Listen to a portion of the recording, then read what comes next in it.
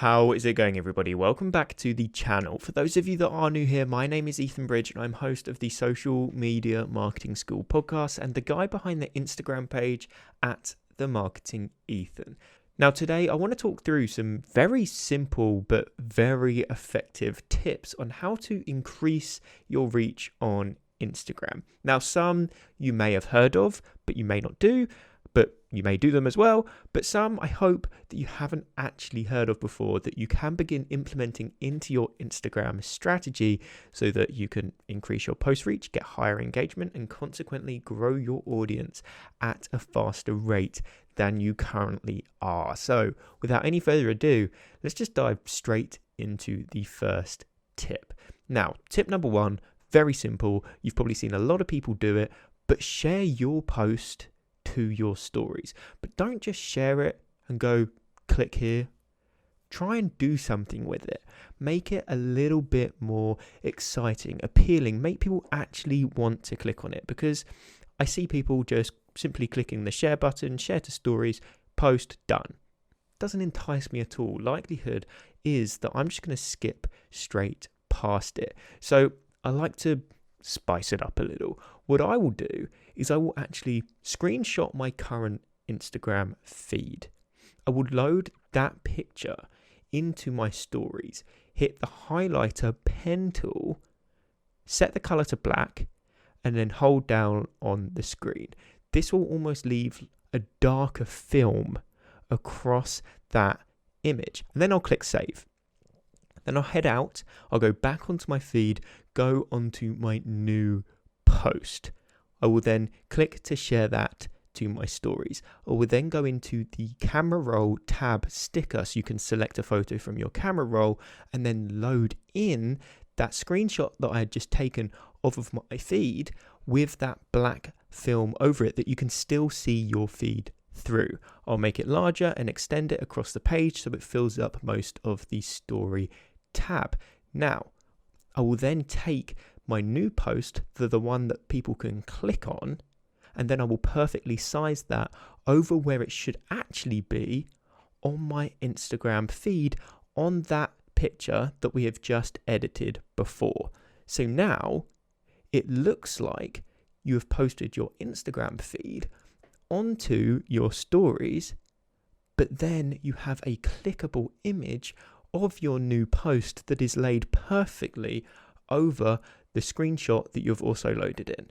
But because it's a shared post and the fact that you've left that highlighted film over the screenshot, it's going to stand out because the colors will pop more, the colors will be clearer because it doesn't have that highlighted film over it. So it's going to really stand out. And then I'll simply write with the normal text, click here to see my new post with an arrow and then another little sticker on top that says tap here. So I'm just getting a bit more creative with my shared posts on my stories. It doesn't have to be overcomplicated. That takes about 30 seconds to do maximum, but it's much more effective than just simply sharing that post onto my stories and hoping people stumble across it. It's eye-catching. It stops people when they scroll through their stories and consequently makes it much more likely for them to click through and go and view my new post. Because I don't know about you guys, but recently I found myself, or sometimes I head over to Instagram and I don't scroll through my feed content. I will just watch stories, and there will be a lot of people like this. So having an effective story post that shares your recent posts makes it much more likely that you will increase your reach through those people that are interested in stories and stories only, or maybe just be really interested in your stories. So that was tip number one. Tip number two, if you're posting a carousel, if you're posting a video, make sure you are keeping your audience engaged for the entire post. Retention time on your content is massive when it comes to telling the algorithm that your piece of content is worthwhile sharing to a wider audience. Look, the algorithm's job is to keep people on the platform. So if people are scrolling to the final slide of your carousel, if people are watching the whole of your video, potentially even rewatching it, if it's a reel or maybe if it is just a normal video, that shows that the retention time on your post is high and that it is keeping people on the platform. And if people are scrolling through every single slide of your carousel, if people are watching your whole video, it shows that people really like that piece of content. Otherwise, they wouldn't do that. They wouldn't scroll through every slide. They wouldn't watch the entire video. So that highlights to the algorithm that your piece of content is highly valuable and that people like consuming it. When it hears that, it's going to think, right, let's push this to a wider audience that will also be interested in this piece of content, because we already know that piece of content has succeeded with their own audience. And that's when you begin to rank on hashtags. That's when you begin to rank on the explore page. And this is where you can really begin to see that massively increased reach on your content. My best posts, the reason that they have got the engagement they've got is because they have been very, very successful on the explore page. But they would never have reached that explore page in the first place if they haven't been effective, if they hadn't retained the audience, if they hadn't kept people on the platform, if they didn't have a good engagement rate. And that all comes from actually retaining the attention on your posts and keeping people engaged throughout.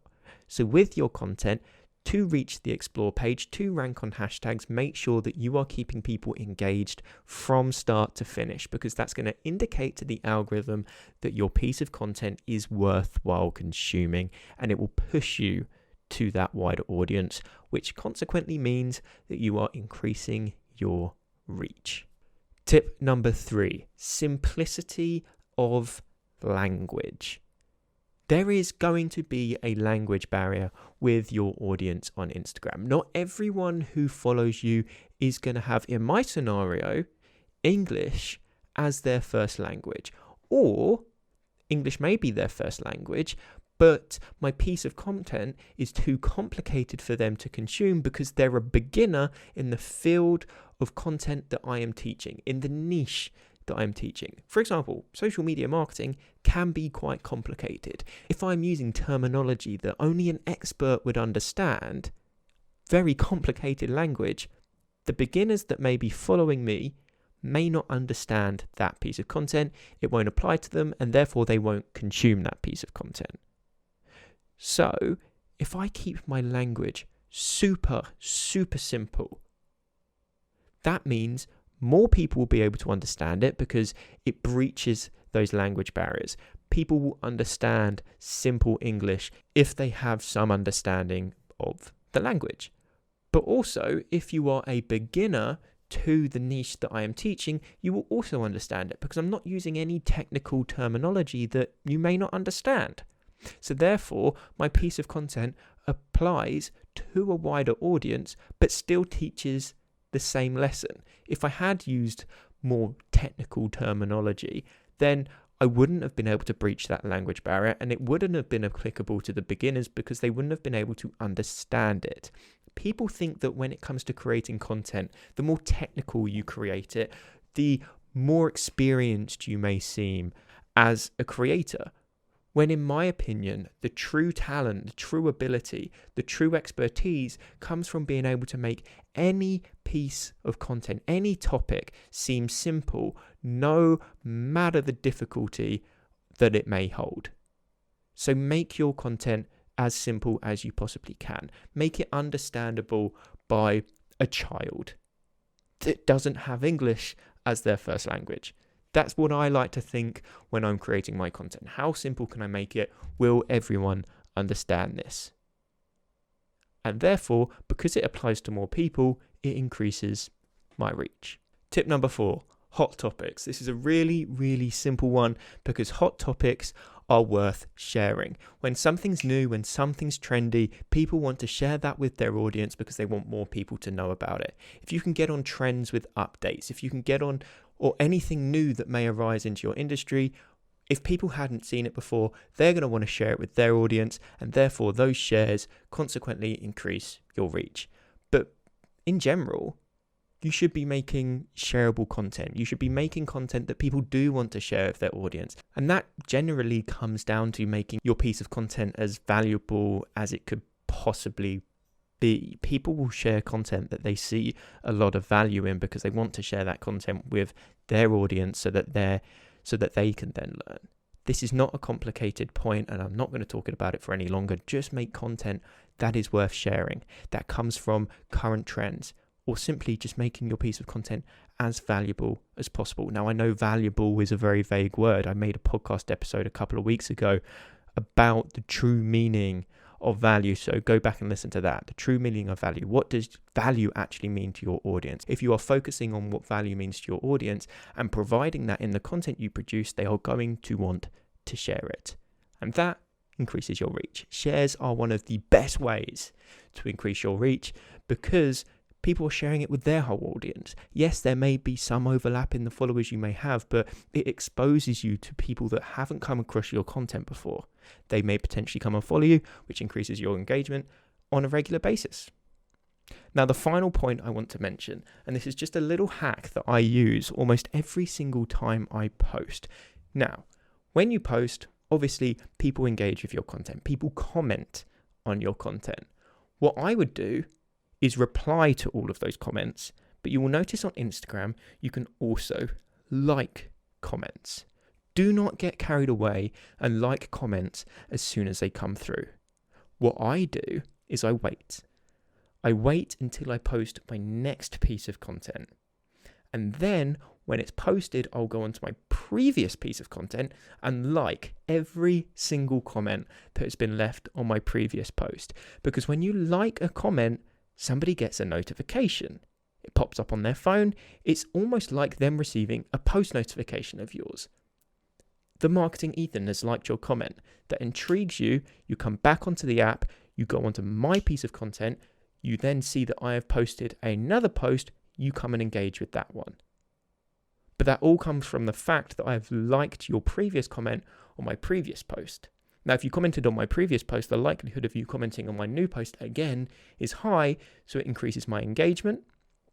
You consume the whole piece of content. I'm keeping you on the platform, indicates to the algorithm that that piece of content is valuable, pushes it to a wider audience on the Explore page, and hashtags increases my reach. But even if it's just getting you back to view my post, that all happens because I've liked your comment, which has consequently increased my reach.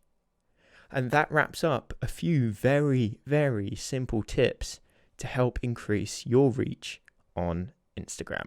Now, that does wrap up today's video, but if you did enjoy, I would really appreciate if you hit that subscribe button, hit that like button, and turned on post notifications. That way you will never miss a video when I post one.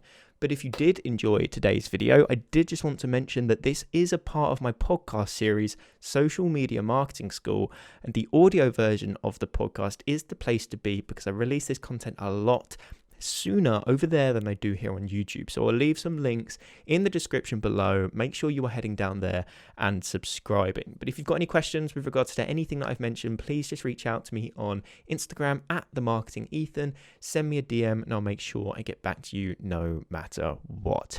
But if you have made it to this point in the video, I just want to finish off by saying thank you for tuning in, and I will see you in the next one.